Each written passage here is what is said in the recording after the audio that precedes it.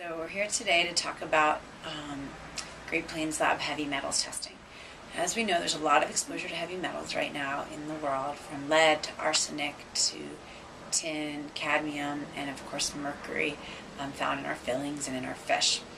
Great Plains Lab does a variety of metals testing. One is a hair test that looks at the amount of metals coming out in our hair. It also looks at the mineral levels, which is very important because, for instance, if lithium levels are low in your hair, you may need to take some in order to help balance out dopamine and vitamin B12 in the nervous system, and that can be found in a hair test. It'll also help you see how well the metals are coming out. Is this person's detoxification pathways moving? Aluminum, cadmium, these types of metals are oftentimes found elevated in hair tests as well.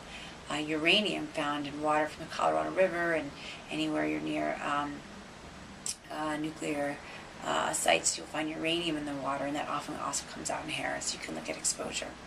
Great Plains also does red blood cell and whole blood cell heavy metals testing. So we know there's two different parts of blood. There's the cell itself, and then there's the liquid that the cell swims in, which is called serum. So we actually spin the blood down and collect the red blood cell itself so that we can look to see what the cell itself looks like. Oftentimes we'll find high levels of mercury.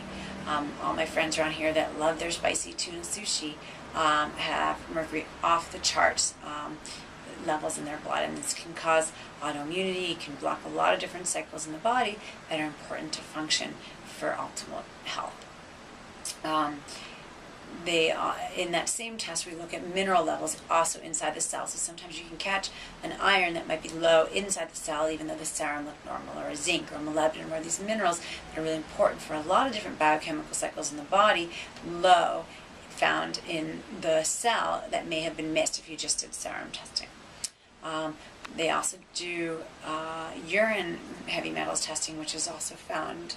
The minerals testing comes along with that.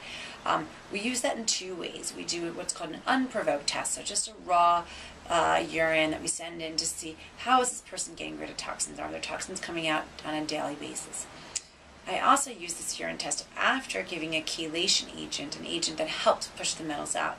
And after giving this agent, we can often then run a urine test and see if that agent is working to pull metals out. And oftentimes I will see heavy metal levels across the chart, off the chart, of toxins coming out with a little help from a chelation agent. And it's nice to see that urine because it gives the parents or the patient confidence that the work that they're doing is helping pull metals out, and it gives an awareness to how toxic the body really is.